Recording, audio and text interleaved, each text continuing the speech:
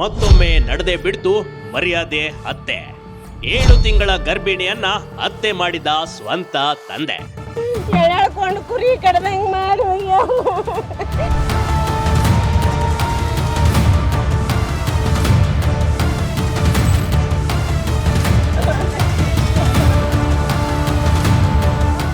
ಬಂದ್ ಮನೆ ಹೊಕ್ಕೊಂಡು ಕುಂತು ಎಳ್ಕೊಂಡು ಕುರಿ ಕಡ್ದಂಗ್ ಮಾಡು.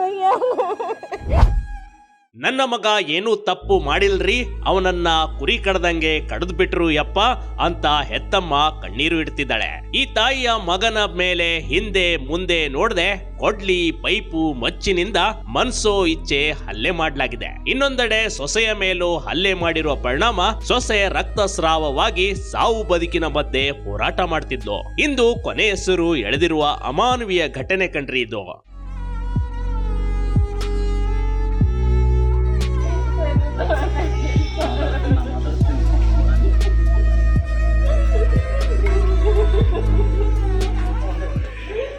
ಅಂದಹಾಗೆ ರಾಜ್ಯವೇ ತಲೆ ತಗ್ಗಿಸುವಂತ ಘಟನೆ ನಡೆದಿರುವುದು ಹುಬ್ಬಳ್ಳಿ ತಾಲೂಕಿನ ಇನಾಮಿರಾಪುರ್ ಗ್ರಾಮದಲ್ಲಿ ಕಣ್ರಿ. ಇಲ್ಲಿನ ದಲಿತ ಯುವಕ ಪಾಟೀಲ್ ಹುಡುಗಿಯನ್ನ 7 ತಿಂಗಳ ಹಿಂದೆ ವಿವಾಹವಾಗಿದ್ದ. ಹುಡುಗಿ ಪಾಟೀಲ್ ಕುಟುಂಬಕ್ಕೆ ಸೇರಿದವಳಾಗಿದ್ಲು. ಯುವಕ ದಲಿತ ಎನ್ನೋ ಕಾರಣಕ್ಕೆ ಯುವತಿ ಮದುವೆಯಾಗಿದ್ದು ತಪ್ಪು ಎಂಬ ಭಾವನೆ ಹಾಗೂ ಕೋಪ ಹುಡುಗಿಯವರ ಮನೆಯಲ್ಲಿ ಮೊದಲಿನಿಂದಲೂ ಇತ್ತು ಕಣ್ರಿ. ಹೀಗಾಗಿ ಹುಡುಗಿಯನ್ನ ಮನೆಯವರ ಕಾಟ ಹಾಗೂ ದೊಡ್ಡ ಮನೆತನದ ಸಹವಾಸವೇ ಬೇಡ ಎಂದು ಹುಬ್ಬಳ್ಳಿಯಿಂದ ಹಾವೇರಿಯಲ್ಲಿ ಇಬ್ರು ಜೀವನ ಸಾಗಿಸುತ್ತಿದ್ರು.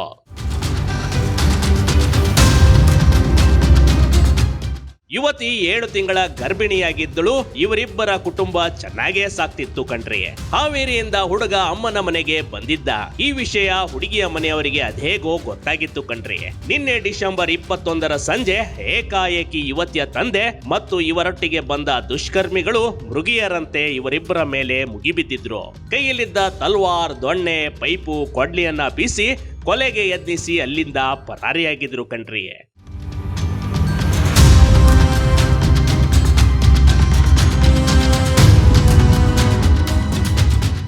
ಇತ್ತ ಯುವತಿ ರಕ್ತದ ಮಡುವಿನಲ್ಲಿ ಬಿದ್ದು ಒದ್ದಾಡುತ್ತಿದ್ಲು. ಈಕೆಯನ್ನ ಜನರು ರಕ್ಷಿಸಿ ಆಸ್ಪತ್ರೆಗೆ ಸೇರಿಸಿದ್ರು. ಆದ್ರೆ ನತದೃಷ್ಟ ಯುವತಿಗೆ ಗಂಭೀರ ರಕ್ತಸ್ರಾವವಾಗಿ ಸಾವನ್ನಪ್ಪಿದ್ದಾಳೆ. ಈಕೆಯ ಹೊಟ್ಟೆಯಲ್ಲಿ ಮಗು ಇತ್ತು. ಗರ್ಭಿಣಿ ಅಂತಾನು ನೋಡದೆ ಹೆತ್ತಪ್ಪನೇ ಕೊಂದು ಬಿಟ್ಟಿದ್ದಾನೆ. ಸಂಜೆ ಸುಮಾರು 6-6:30 ಗಂಟೆಗೆ 3 ಜನ ಪ್ರಕಾಶ್, ವೀರನ್ ಮತ್ತು ಅರುಣ್ ಅಲ್ಲಿ ಮನೆಗೆ ಹೋಗಿ ಮಾನ್ಯ ಪಾಟೀಲ್ ಮನೆಗೆ ಹೋಗಿ ಅವ್ರಿಗೆ ಮೇಲೆ ಅಸಾಲ್ಟ್ ಮಾಡಿದ್ದಾರೆ. ಅದು ಅಸಾಲ್ಟಲ್ಲಿ ಮಾನ್ಯ ಪಾಟೀಲ್ 19-20 ವರ್ಷ ಹುಡುಗಿ, ಗಂಡ ಹೆಸರು ವಿವೇಕಾನಂದ್. ಅದು ಅರೌಂಡ್ 9:30ಗೆ ಅರೌಂಡ್ ಇಲ್ಲಿ ಸಕಮ್ ಟು ಇಂಜರಿ ಡೆತ್ ಆಗಿದೆ. ಈ ಕೇಸಲ್ಲಿ ನಾವೇ 3 ಜನಕ್ಕೆ ವಶಕ್ಕೆ ಪಡೆದಿದ್ದೀವಿ. FIR ರಿಜಿಸ್ಟರ್ ಆಗ್ತಾ ಇದೆ ಸದ್ಯಕ್ಕೆ. ತಕ್ಷಣ ಅರೆಸ್ಟ್. ಸೈರಾಟ್ ಚಿತ್ರದ ಮಾದರಿಯಲ್ಲಿ ನಡೀತು ಹಲ್ಲೆ. ಇಬ್ಬರು ಪ್ರೀತಿಸಿ ಮದುವೆಯಾಗಿದ್ದೇ ಇಲ್ಲಿ ತಪ್ಪಾಯ್ತಾ? ನೀವು 2016ರಲ್ಲಿ ಬಂದಿದ್ದ ವೆರಿ ಪಾಪ್ಯುಲರ್ ಮೂವಿ ಸೈರಾಟ್ ನೋಡಿರ್ಬೇಕು. ಅಲ್ಲೂ ಸೇಮ್ ಟು ಸೇಮ್ ಇದೇ ರೀತಿಯಾಗಿತ್ತು ಕಣ್ರಿ. ಕ್ಲೈಮ್ಯಾಕ್ಸ್ ನಲ್ಲಿ ಹೀರೋ ಕೆಳಜಾತಿಗೆ ಸೇರಿದವ ಮತ್ತು ಬಡವನಾಗಿದ್ದ. ಹೀರೋಯಿನ್ ಮೇಲ್ಜಾತಿಗೆ ಸೇರಿದ ಶ್ರೀಮಂತ ಹುಡುಗಿ ಕಣ್ರಿ. ಓಡಿ ಹೋಗಿ ಬೇರೆಡೆ ಸಂಸಾರ ಮಾಡ್ತಾ ಇರ್ತಾರೆ. ಆದ್ರೆ ಯುವತಿಯ ತಂದೆ, ಪೋಷಕರು ಮಗಳನ್ನ ಕರೆದುಕೊಂಡು ಹೋಗಲು ಒಳ್ಳೆಯವರಂತೆ ನಟಿಸ್ತಾರೆ. ಹೋಗ್ಬೇಕಾದ್ರೆ ಪುಟ್ಟ ಮಗುವಿನ ಮುಂದೆ ಹತ್ಯೆ ಮಾಡಿ ಅಲ್ಲಿಂದ ಪರಾರಿಯಾಗಿದ್ರು. ಇದೇ ಮೂವಿಯನ್ನ ಎಸ್ ನಾರಾಯಣ್ ಕನ್ನಡದಲ್ಲಿ ಮನಸ್ಸು ಮಲ್ಲಿಗೆ ಮತ್ತು ಹಿಂದಿಯಲ್ಲಿ ಧಡಕ್ ಹೆಸರಿನಲ್ಲಿ ಬಂದಿತ್ತು. ಇದೀಗ ಈ ಮೂವಿಗಳಲ್ಲಿ ತೋರಿಸಿರುವ ಸೀನ್ಗೂ ಇಲ್ಲಿ ಹುಬ್ಬಳ್ಳಿಯಲ್ಲಿ ನಡೆದ ಘಟನೆಗೂ ತುಲನೆ ಆಗುತ್ತಿದೆ.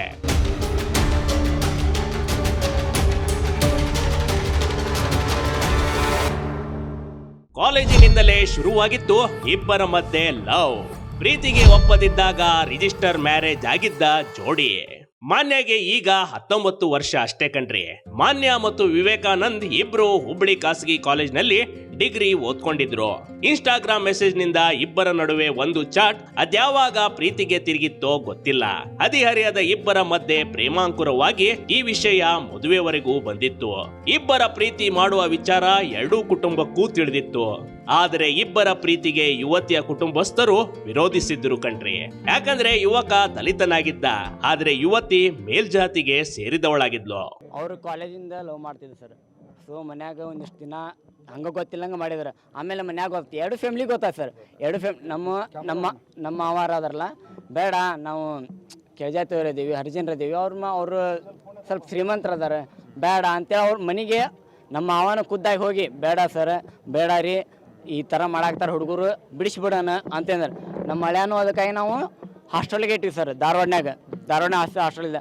ಆದ್ರೆ ಆ ಹುಡುಗಿ ಬಿಡಲಿಲ್ಲ ಸರ್. ಹುಡುಗಂದು IBMR college arts sir, BA. ಹಾಂ, ಹುಬ್ಳಿ. ಇದು ಹುಡುಗಿದ ಇದು ವರೂರು ಕಾಲೇಜ್ ಕಡೆ, ವರೂರು ಕಾಲೇಜ್. ಅವ್ರು ಹೆಂಗೋ ಪರಿಚಯ ಆದ್ರು, ಇನ್ಸ್ಟಾಯಿಂದ ಪರಿಚಯ ಆದ್ಮೇಲೆ ಹಂಗೆ ಲವ್ ಆಗೈತೆ. ಸೊ ಅವು ಮನ್ಯಾಗ ಗೊತ್ತಾದ್ಮೇಲೆ ನಮ್ಮ ಮಾವಾರ ಏನಂದ್ರೆ ಬೇಡ, ನಮ್ಗೆ ಅದು ಸರಿ ಒಂದಂಗಿಲ್ಲ, ಬೇಡ ಅಂತೇಳಿ. ಇನ್ನು ಕೆಳಜಾತಿಗೆ ಸೇರಿದ ವಿವೇಕಾನಂದ್ ಪೋಷಕರು ಮೇಲ್ಜಾತಿಗೆ ಸೇರಿದ ಯುವತಿಯ ಸಹವಾಸ ಬೇಡ ಮಗನೇ ಅಂತ ಹೇಳಿದ್ರು. ಮುಂದಿನ ಭವಿಷ್ಯಕ್ಕೆ ಓದಿ ದೊಡ್ಡ ವ್ಯಕ್ತಿಯಾಗು ಅಂತ ಹೇಳಿದ್ರು. ಪೋಷಕರ ಮಾತನ್ನ ಕೇಳಿ ಹುಡುಗ ಹೈಯರ್ ಸ್ಟಡಿ ಮಾಡೋಕೆ ನಿರ್ಧರಿಸಿದ್ದ. ಅದಕ್ಕಾಗಿ ಧಾರವಾಡದಲ್ಲಿ ಕೋಚಿಂಗ್ ಕೂಡ ಹೋಗ್ತಿದ್ದ. ಇತ್ತ ಮಾನ್ಯ ಮಾತ್ರ ಇವನೇ ಬೇಕು, ಇವನನ್ನ ಬಿಟ್ಟು ಬದುಕೋದಿಲ್ಲ ಅಂತ ಹಠ ಹಿಡಿದಿದ್ಲಂತೆ. ಧಾರವಾಡದಲ್ಲಿ ಕೋಚಿಂಗ್ಗೆ ಹೋಗಿದ್ದ ವಿವೇಕಾನಂದ್ ಬಳಿ ಹೋಗಿ ಮದುವೆ ಆಗದೆ ಇದ್ರೆ ಆತ್ಮಹತ್ಯೆ ಮಾಡಿಕೊಳ್ಳೋದಾಗಿ ಹೇಳಿದ್ಲಂತೆ. ಹೀಗಾಗಿ ವಿವೇಕಾನಂದ ಮಾನ್ಯಳ ಪ್ರೀತಿಗೆ ಶರಣಾಗಿದ್ದ. ಆಕೆಯ ರಿಯಲ್ ಪ್ರೀತಿ ಕಂಡು ಮದುವೆ ಆಗೋದಕ್ಕೂ ನಿರ್ಧರಿಸಿದ್ದ.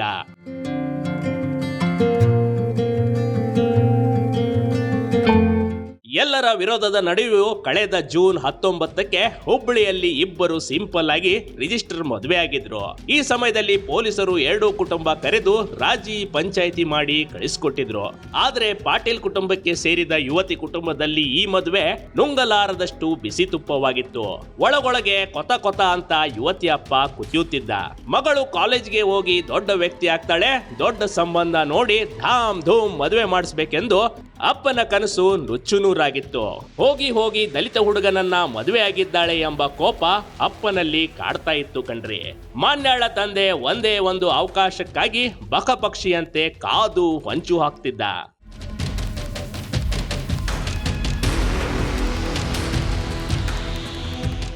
ಯುವತಿ ಮನೆಯಲ್ಲಿ ತಿಳಿದಿತ್ತು ಮಗಳು ಊರಿಗೆ ಬಂದ ವಿಚಾರ. ಮಾನ್ಯ ಮತ್ತು ವಿವೇಕಾನಂದ್ ಮುಗಿಸಲು ಹಾಕಿದ್ರು ಬಿಗ್ ಪ್ಲಾನ್.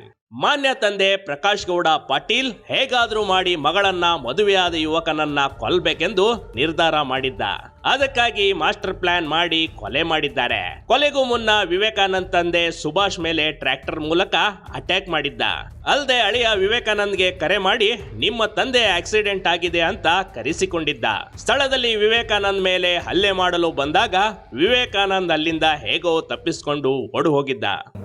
ಹೆಂಗಾದ್ರಿ ಇನ್ಸಿಡೆಂಟ್? ಹೆಂಗ ಡೌನ್ ಮ್ಯಾಗ ಅವ್ರು ಇದ್ದರೆ ನಾ ಈ ಕಡೆಯಿಂದ ಅಂಜನಗಿರಿಯಿಂದ ಸಂತಿ ಮಾಡ್ಕೊಂಡು ಹೊಂಟಿದ್ದಾರೆ. ನಾನು ಹಿಂದೆ ಹುಡುಗಿದ್ದಾರೆ ಇಳಕಲ್ಲ ಹಿಂಗೆ ಸೀದಾ ಬಂದವ್ರ ಸಟ್ನ ಸೈಡ್ ಹೋಗಿ ಇದು ಬಂದವ್ರು ನನಗೆ ಕಟ್ ಮಾಡಿಬಿಟ್ರಿ. ನಾ ಕವಲ್ಯಾಗ ಹೊಡ್ಕೊಂಡೆ ರೀ ಗಾಡಿ. ಆದರೂ ಕವಲ್ಯಾಗ ಬಂದ್ರಿ, ಬಂದು ಮ್ಯಾಗ ಹತ್ತೆ ಬಿಡ್ತೀರಿ ಗಾಡಿ ಹಿಂದಿನ ಗಾಲಿಗೆ. ನಾನು ಗಪ್ನ ಕುಲ್ಲ ಆಗಿಬಿಟ್ಟೆ ರೀ.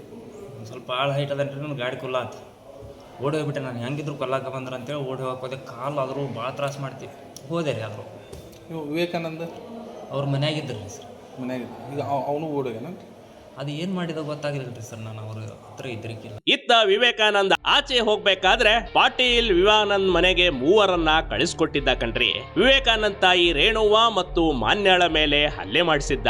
ಮಾನ್ಯ ತಂದೆ ಕೈಯಲ್ಲಿ ಕೊಡ್ಲಿ ಹಿಡ್ಕೊಂಡು ಹೋಗಿದ್ದ ವಿಡಿಯೋ CC ಕ್ಯಾಮೆರಾದಲ್ಲಿ ಕಂಡು ಬಂದಿದೆ.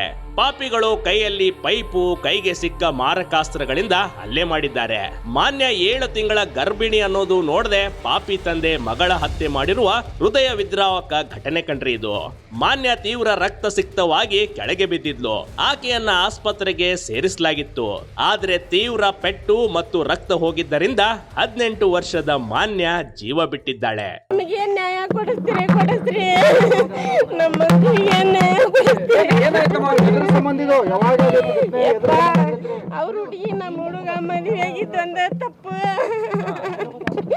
ನಮ್ಮ ಮಕ್ಕಳು ಒಳ್ಳೆ ಆಡ್ಬಿಡದಾರ.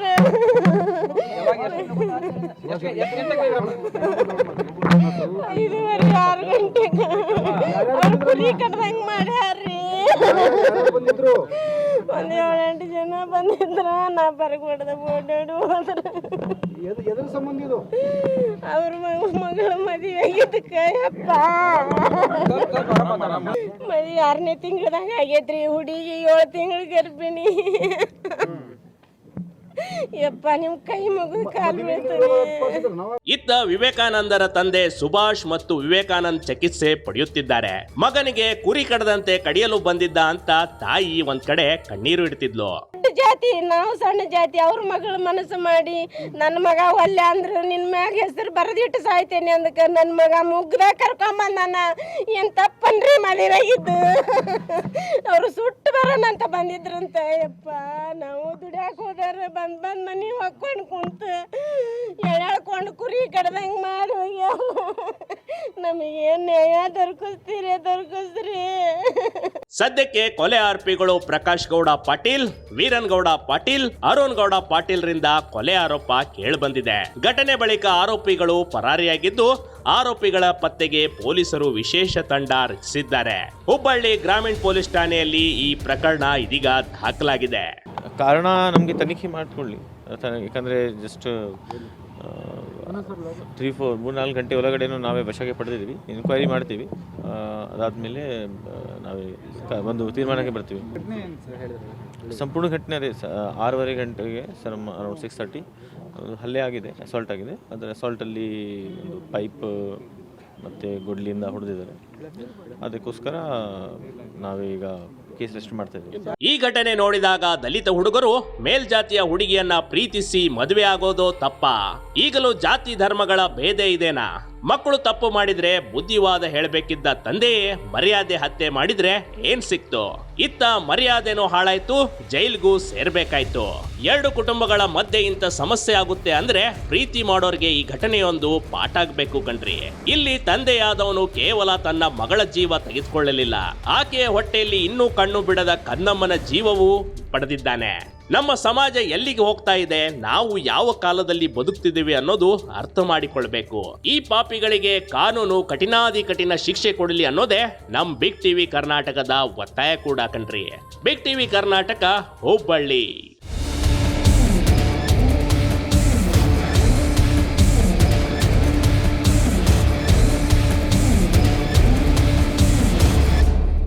ಬಿಗ್ ಟಿವಿ ಕರ್ನಾಟಕ ಯೂಟ್ಯೂಬ್ ಚಾನಲ್ಗೆ ಈಗಲೇ ಸಬ್ಸ್ಕ್ರೈಬ್ ಮಾಡಿ. ಧನ್ಯವಾದಗಳು.